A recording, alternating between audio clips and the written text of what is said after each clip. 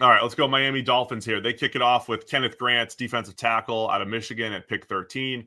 They make a big trade up, 5th pick of the second round. They give up a 3rd rounder, flip a couple other picks in there as well, or exchange other picks.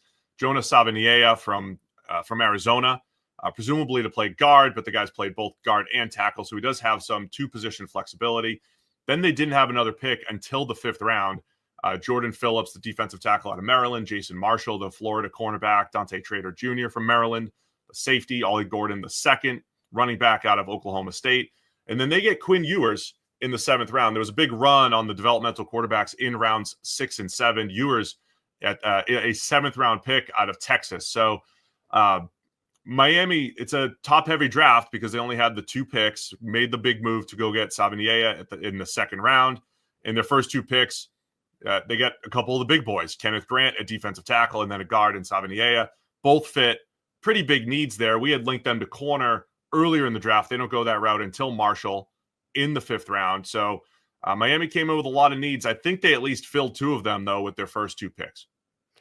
Yeah, they did. And the Kenneth Grant pick is interesting. So a lot of people are not going to like that pick because I think relative to to the consensus, relative to rankings, that's going to be seen as a bit of a reach.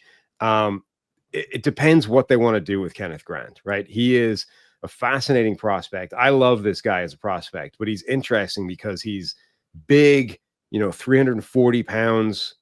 He's been down, he's been up at 370. He's been huge. 340 is like a slimmed down version, and maybe he'll get to 330 at the NFL level, and they'll try and keep that as his playing weight. But he's a huge defensive tackle, and he moves in an unusual way for a huge defensive tackle. He is quick, he's nimble, his footwork is ridiculous, his speed is absurd for that size. One of his highlight reel plays is chasing down a running back in the open field. He legitimately moves in a way that is not normal for a guy that size.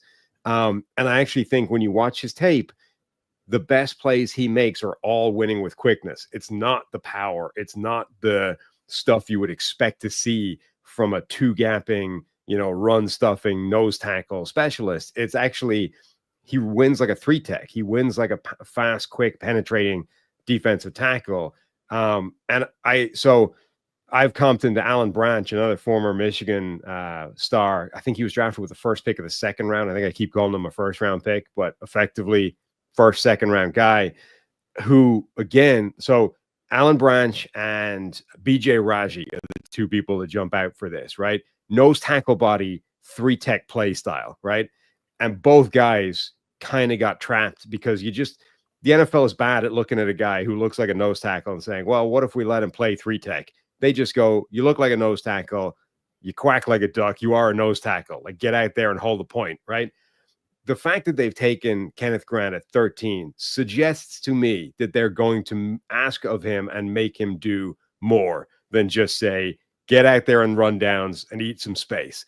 And if they let him cook, if they take the collar off and say, go nuts, right? Just go get the quarterback, get into the backfield, win with your swim move, beat up offensive linemen one-on-one, and just cause havoc in the backfield. If they let him do that, he could be an absolute wrecking machine for this defense. Yeah, definitely some mixed opinions on Grant. I know you've loved him throughout this process because of that. I agree. I think he's going to be a 3-down player. I think when Jordan Davis went at 13 a couple of years ago at 340 pounds in one of the better big man workouts we have seen at the Combine, the question we asked was, can he rush the passer? We think he could be that 2-down run stopping type, even though he wasn't really dominant against the run at Georgia. And he's been okay for the Eagles. I mean, the Eagles won a Super Bowl. It must have worked, but it's not like Jordan Davis has been a dominant player, and he has not become a great pass rusher. Didn't look like that coming out. I think Grant can be a really disruptive player. I mean, I agree with you. His skill set's the opposite of what a Jordan Davis looks like, or maybe a Tyleik Williams who went later in the 1st round to the Lions out of Ohio State. And the other question with Jordan Davis was, can he handle an expanded workload? He'd never played more than 350 snaps in a season, I think, at Georgia. Now, it wasn't necessarily because he couldn't. Georgia has an insane defensive line rotation. Most of their players come out dramatically underrepresented in terms of playing time, and you just have to factor that in. But with a guy like Jordan Davis, who's 350 pounds, it's more of a risk, right? Because you're kind of worried about that generally and you don't have the answer. Whereas Kenneth Grant saw his playing time step up every single season. This most recent season played almost 550 snaps, so like 200 more than any season of Jordan Davis, and it was his best season. So effectively, the more we've seen from Kenneth Grant, the better he's been, and it's been more than we ever saw from Jordan Davis by a couple of hundred snaps. I want to go through a few more of the picks here for the Dolphins and then circle back to just where they are as a franchise and the overall strategy, because they make I see the chat already talking about how they did not have first and second round picks for a couple of years, the 2022, 23 drafts. And I think that's a big reason why they came in with these needs. And then they go and give up a third for Savaiinaea. And, he's, again, guard tackle type of player. I think he could step in and play guard right away. He moves pretty well for a big guy. Ran a sub 5.40, played left and right tackle and guard at Arizona over the last few years. I think he gets pushed, gets bullied a little bit in pass protection as far as handling power. I thought he looked better at guard than tackle too, overall. So if the plan is for him to come in, compete for left guard snaps right away, and who knows down the road if he is in the mix if Patrick Paul doesn't pan out at left tackle, maybe he's in the mix to play left tackle or whatever it might be in the future. I think it's a solid pick.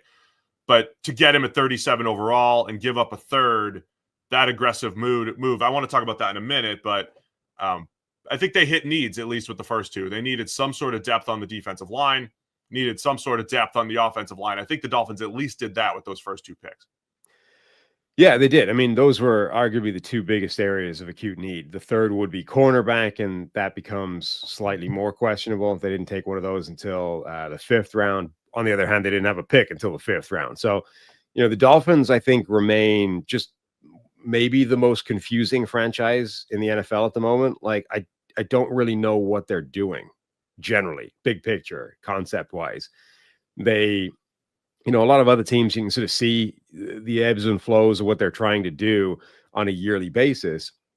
Miami, it's harder to sort of identify what the overall strategy is with this team.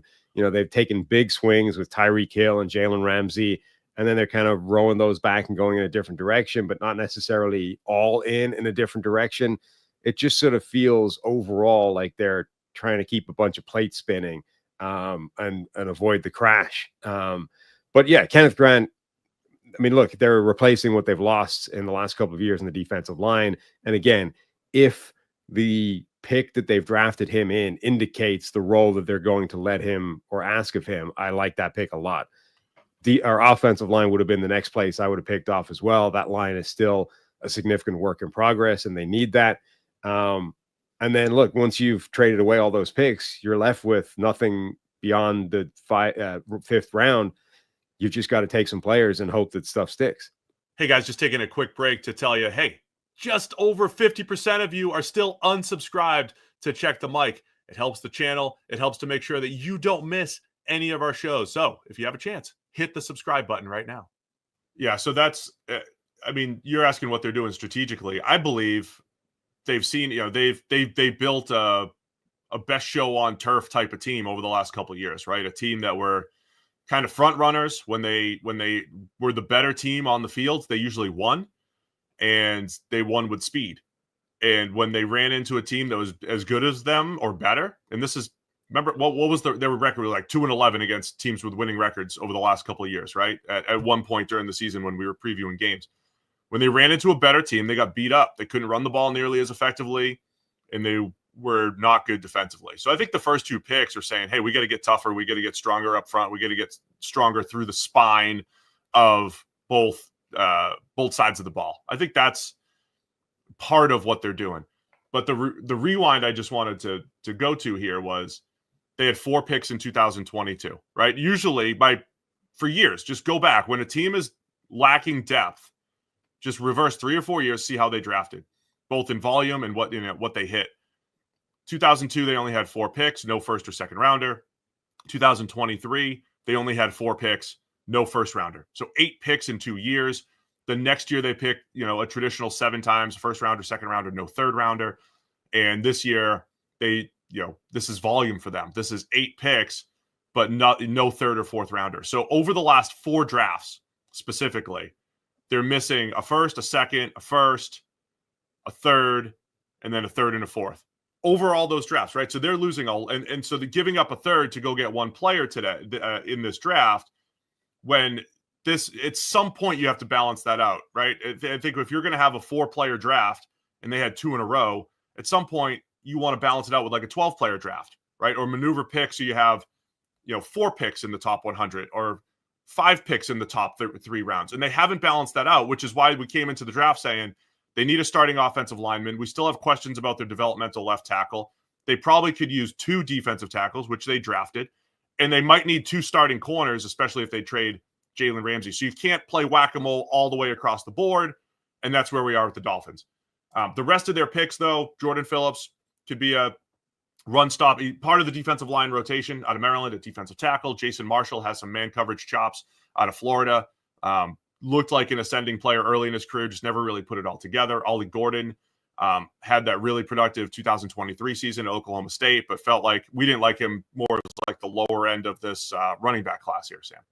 Is Ollie Gordon the player? Like, is he drafted for the cold jet day in December and January? Like, the fast guys can take it for the first 3 months, and then once we get cold and we have to go up in Northeast in winter, Ollie, it's time to saddle up. That might be it. Bring a skill set that we don't necessarily have. And then Quinn Ewers, right? He's QB 10 for me or 9 or whatever it was, and it's like, all right, he's in that mix of get him in and see what happens. The trajectory of his career was odd, but it looked like he had turned a corner in 2022 for Texas. Then he got hurt. 2023 for Texas was banged up. Last year, Michigan game, great game back in week 2. Looked like, hey, maybe he puts it all together this year. Then he gets hurt, plays through injury. Coach is raving about him. Sark talking about how he's trying to play hurt and it's showing up in his play. So the oblique. Yeah, I mean, it's tough to play through, and that might be why his arm didn't look great, right? So there's a lot of what ifs to Ewers' game, and it's worth a shot in the 7th round to see if the former 5-star recruit, one of the best QB prospects in history, who skipped his not even skipped his senior year, but graduated a year early to get to Ohio State, to see if he can continue that progression. Yeah, I mean, I've never really seen it in Quinn Ewers, but if I was handpicking one of the 32 NFL teams to place him on to maximize what he could do, it would be Miami. So I love that landing spot for him. And, there's something there with Ewers. It's not anything that I think is likely to turn into a starting quarterback. But again, that's exactly where I would want him to go. Ollie Gordon's kind of interesting to me because he's a great example of, even at the college level, the running back is still susceptible to what's around him. And when the situation around him fell apart, so did his production. But he also showed previously to that, if you do give him a decent situation, he may not be as explosive and dynamic as some of these other running backs, but he's huge. Like, he's massive and strong. And if you get him going, if you have an advantageous blocking scheme, and if you have some, like a relatively successful run game already, he can go off, right? He can make some big numbers off the back of that. So yeah, like I'm kind of intrigued by Ollie Gordon. He's so unexciting in terms of the lack of explosiveness and dynamism and insane moves that but I don't think he's a bad player. And it is a completely different style of running back to anybody else they have on the roster. So there's definitely a world where if Miami's run game gets back to being pretty good, if the offensive line, gets cooking, Ollie Gordon could be a useful addition to this team. So Renee on Twitter, just to put a bow on the Dolphins draft, the GPA. Sorry, he takes all these grades. Right now, it's probably about 24 evaluations. Second lowest GPA, tied for 30th actually with the Lions. I'm surprised the Lions are that low.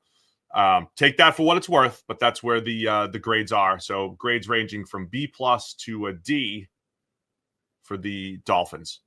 And look, I think that's when you only have two, first, a second, including a trade up for one of them, and you don't have a pick till the 5th.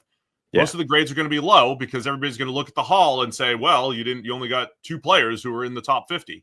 And the fact that I think a lot of people will view Kenneth Grant as a reach, right? The first pick is always the first pick will impact a lot of grades quite a lot. That being said, Arif Hassan's work relative to the consensus board, et cetera, it doesn't dislike this Miami draft. It's middle of the pack somewhere. Oh, interesting. All right. Anything else on Dolphins?